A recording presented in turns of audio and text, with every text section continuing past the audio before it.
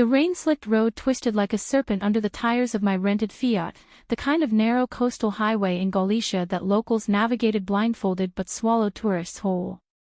I gripped the wheel, heart slamming against my ribs, when the truck loomed out of the fog, a behemoth of rusted steel hauling sardine crates from the ports of A Coruña. One swerve, one heartbeat too late, and the world exploded in a symphony of shattering glass and crumpling metal. My last thought before the black void claimed me was not of the life I'd fled across the Atlantic, but of the empty promises I'd whispered to myself in the mirror that morning. This time, you'll start over. This time, you'll be whole.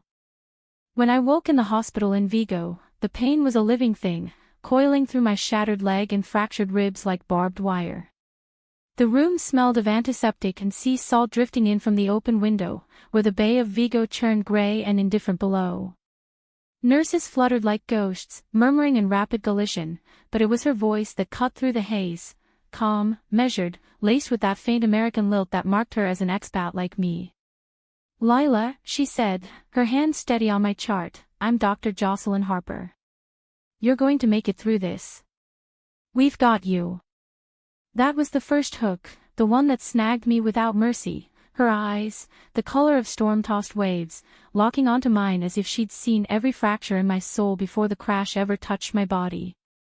I was 32, a freelance photographer who'd washed up on Spain's western shores 6 months earlier, chasing light and distance from a divorce back in Portland that had left me hollowed out.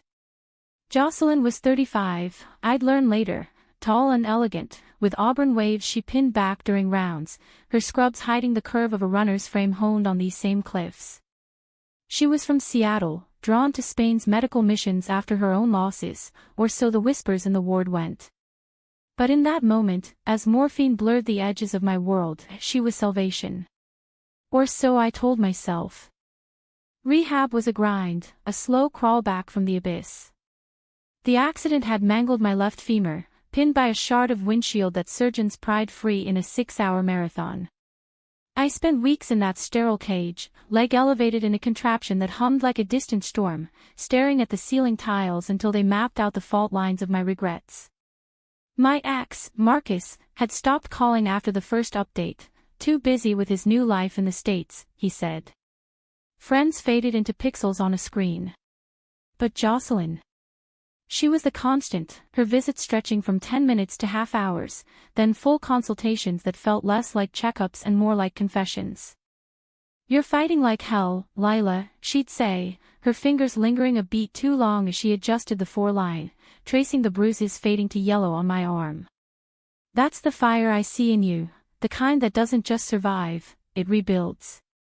Her words were clinical, but her gaze wasn't.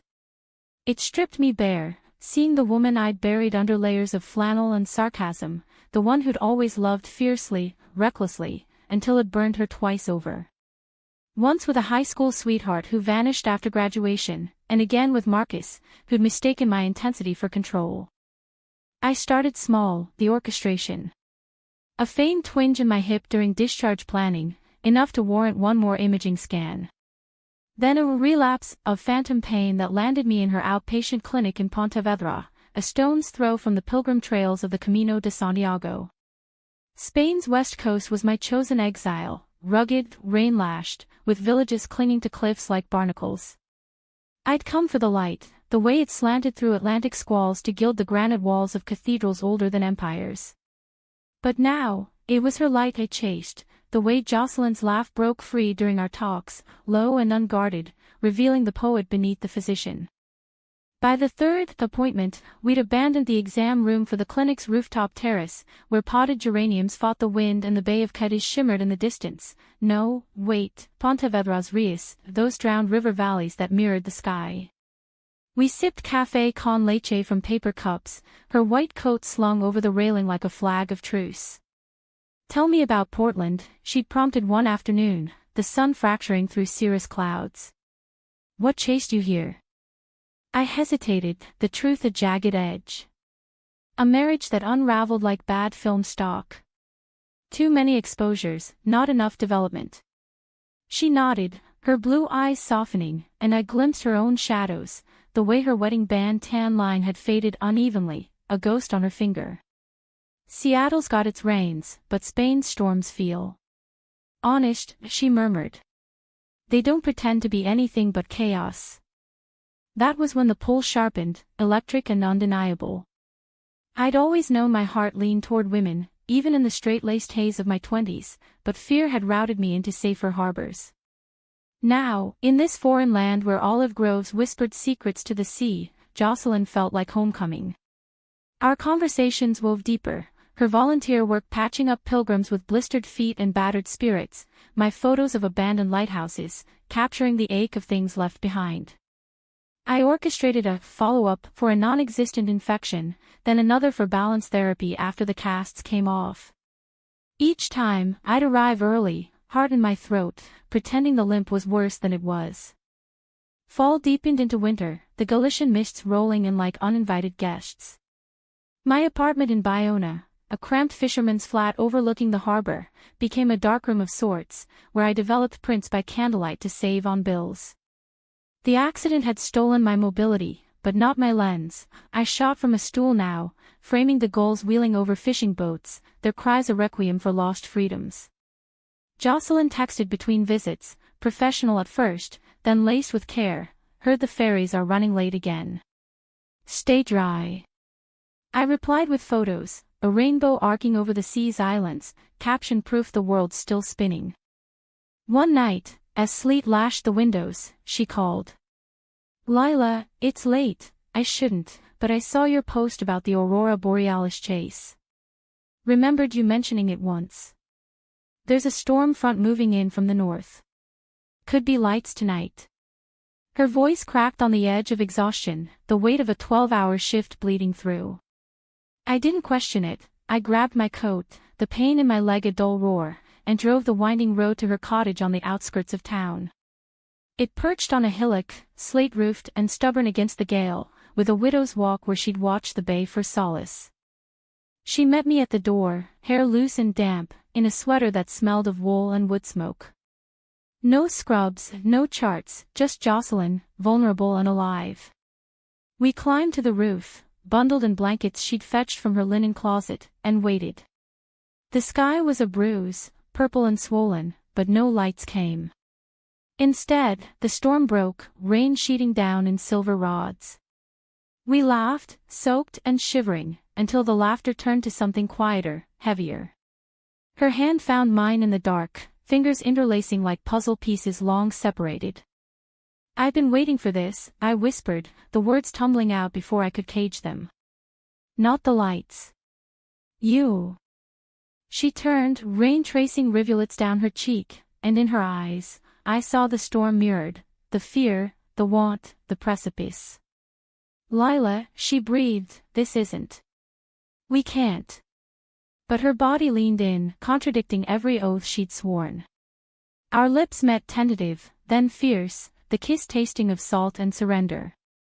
It was the second hook, that moment when the world narrowed to the press of her against me, the revelation that my orchestration had summoned not just meetings, but magic. We tumbled inside, dripping and dazed, collapsing onto her threadbare sofa by the fire she'd lit earlier. No rush, no frenzy, just the slow unraveling of barriers. She traced the scars on my leg with feather-light touches, murmuring apologies for pain she hadn't caused. I confessed the setups, the feigned aches, expecting rebuke. Instead, she smiled, a crooked thing full of wonder. I knew, she admitted. From the second migraine that wasn't. But I kept coming back anyway. Because you saw me, Lila. Not the doctor. Me. That night, we talked until dawn, the fire dying to embers. She spoke of Elena, her wife of 8 years, lost to cancer 2 winters past, a linguist who taught her Galician folk songs and how to forgive the unforgivable. The grief had marooned her here, stitching wounds in a land that demanded resilience.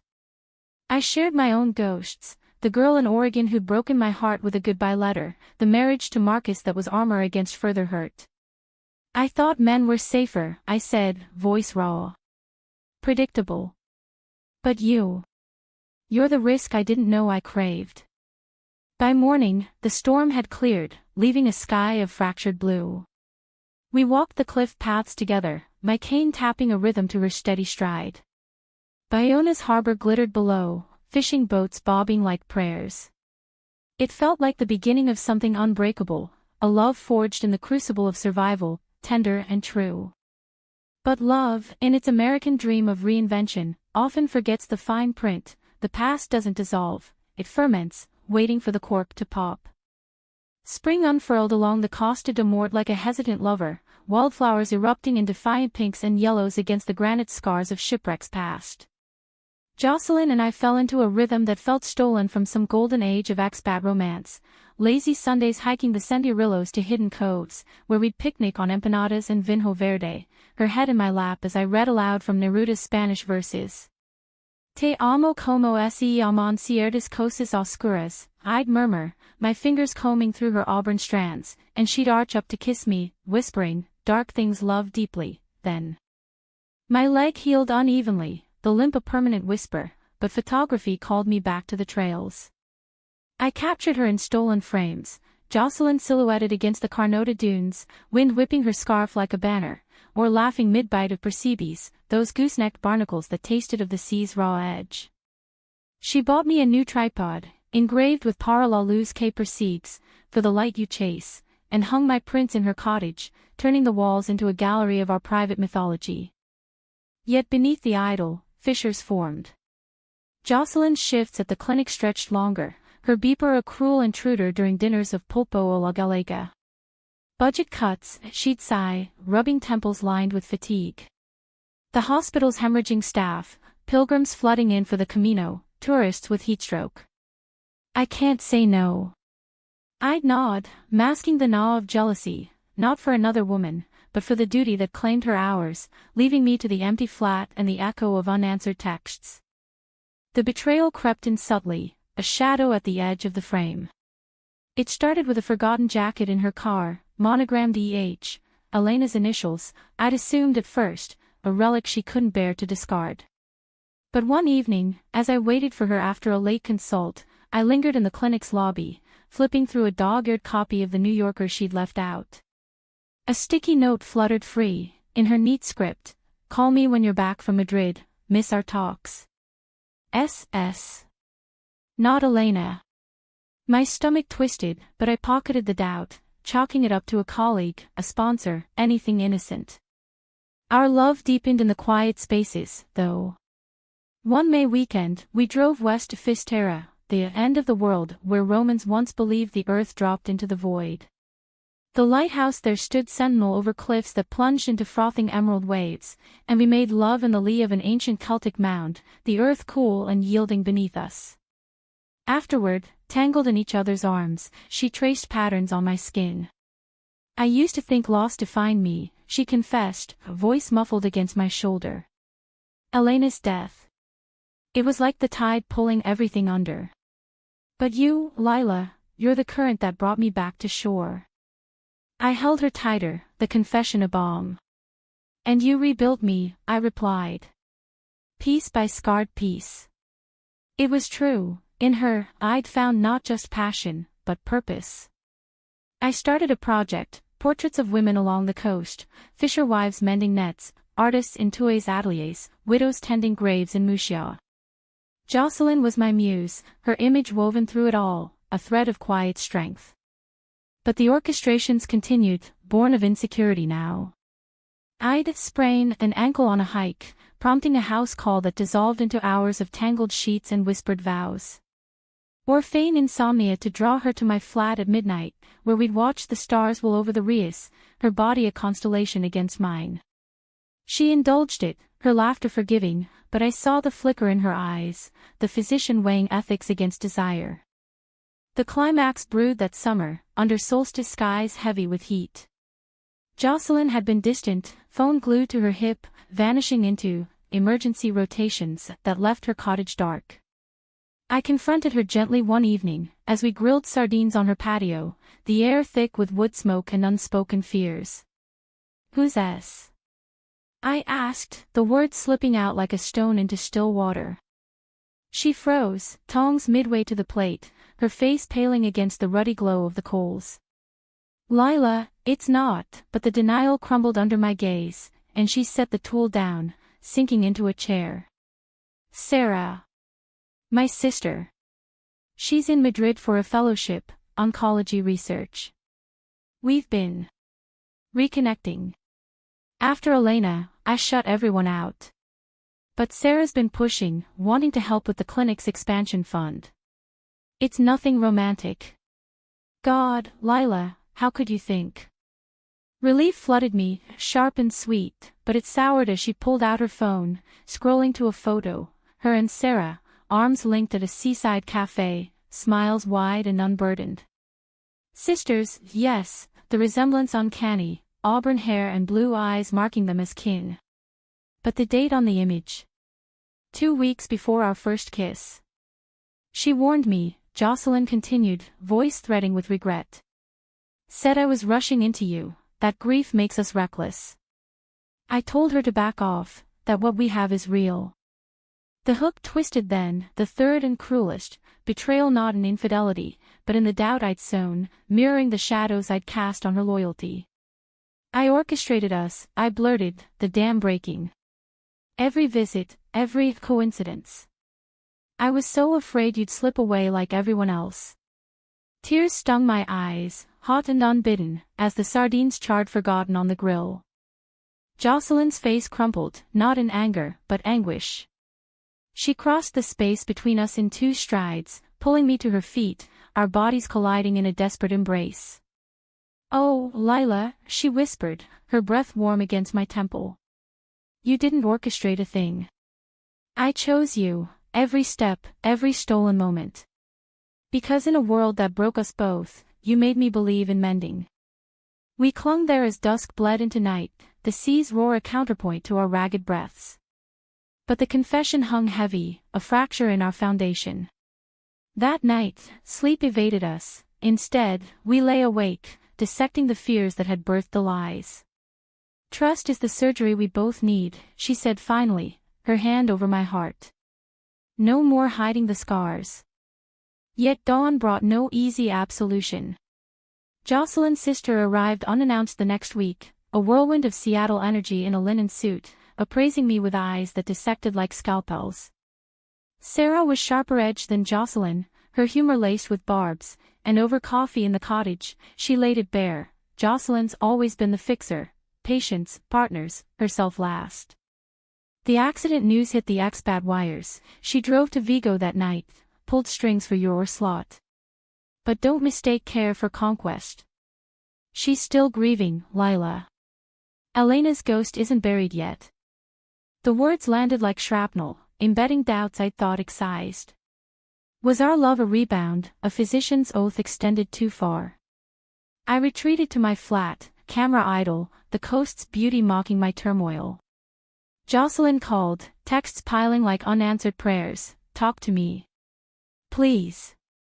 But pride and pain warred, and I let silence stretch, a self-inflicted wound. The breaking point came mid-July, during the Festa de Virx de Barca in Murcia, a pilgrimage of boats and bonfires honoring the Virgin who guided the Apostles' Stone across these waters. Jocelyn found me there, amid the throng on the black sand beach, waves gnashing at pyres that lit the night like fallen stars. She pushed through the crowd, face streaked with soot and desperation, her voice cutting over the drums, Lila. Don't do this, don't let fear rewrite us. I turned, the firelight carving hollows in my cheeks, and for the first time, I saw the toll, her eyes ringed with exhaustion, hands trembling as if from fever. You fixed me, I shouted back, the sea wind whipping my words. But what if I'm just another patient? Another case closed. She closed the distance, gripping my arms, her touch a lifeline. You're my heart, Lila. Not a chart, not a cure. I orchestrated nothing, you woke me up.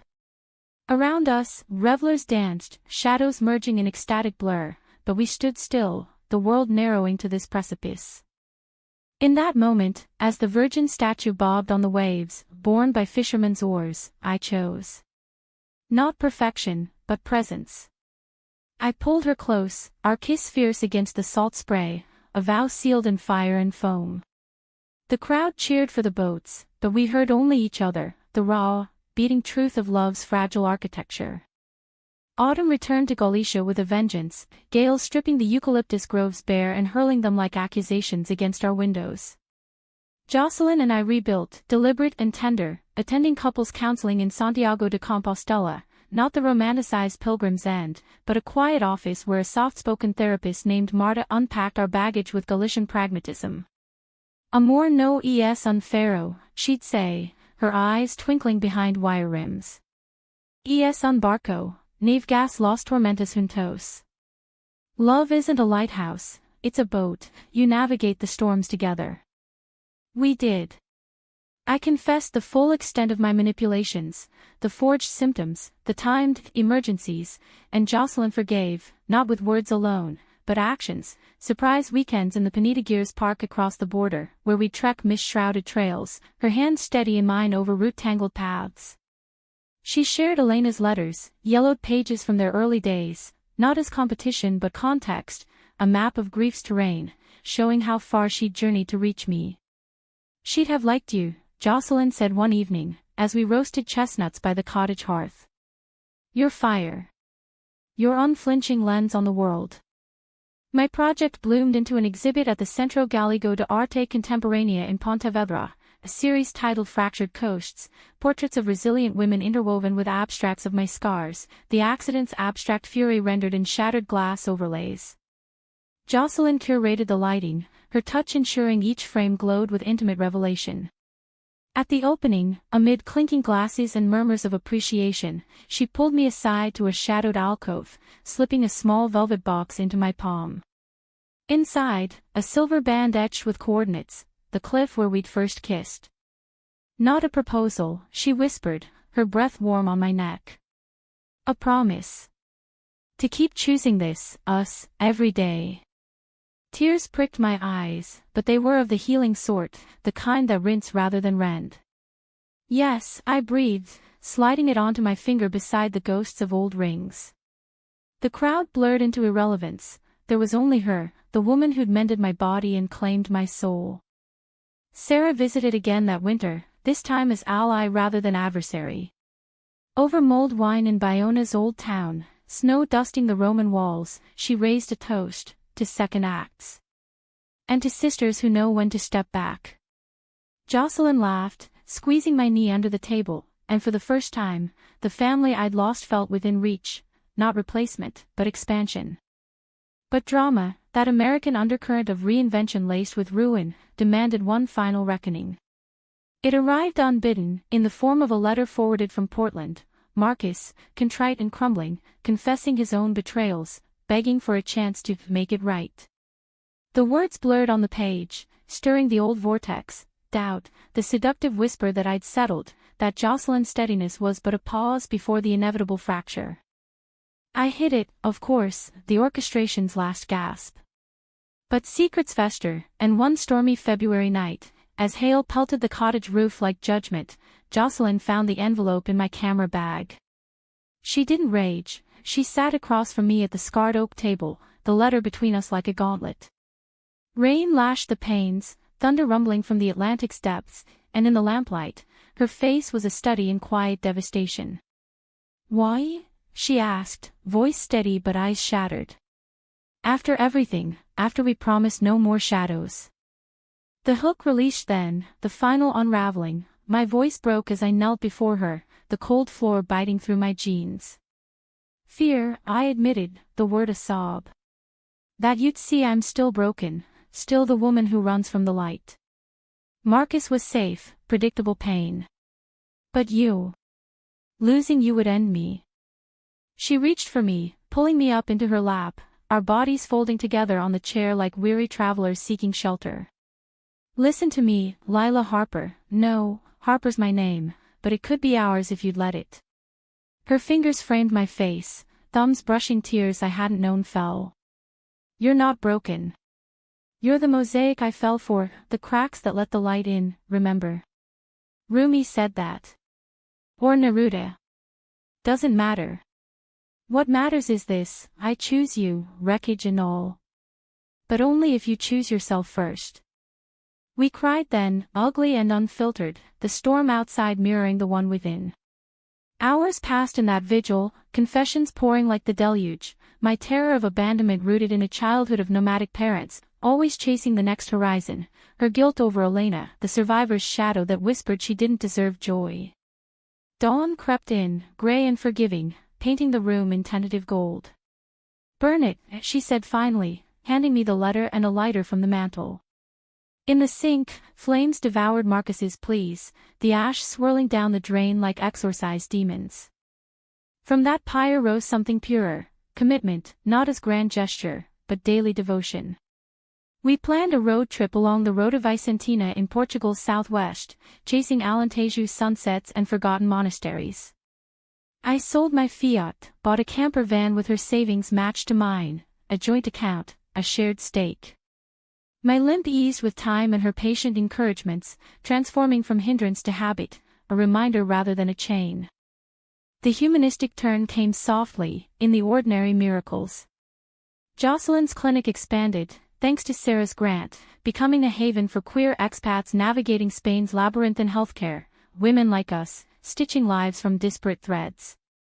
I taught workshops there, using photography to capture stories of survival. A trans elder from Vigo recounting her transition under Franco's shadow, a young couple from Barcelona fleeing family scorn. Our love became quiet activism, a beacon for those adrift. One crisp October day, as leaves turned the eucalyptus gold, we stood on that same cliff from our image, the one where sunset bled into eternity. No orchestration, no feint, just us, hands clasped, the wind carrying gulls' cries like blessings. After the accident, I said, echoing the truth that had bound us, I thought I'd lost everything. But you were the rebuild. She turned to me, auburn hair aflame in the dying light, blue eyes steady as the horizon. And you orchestrated the best part, she replied, her kiss a seal on our unfinished story. The part where we keep going, together. In the end, it wasn't happily ever after, nor tragedy's curtain call, just life. American in its stubborn hope, Spanish in its soulful endurance. Fractured, yes, but whole in the breaking. And as the waves crashed below, eternal and unyielding, we stepped forward, into the light we'd both learned to chase.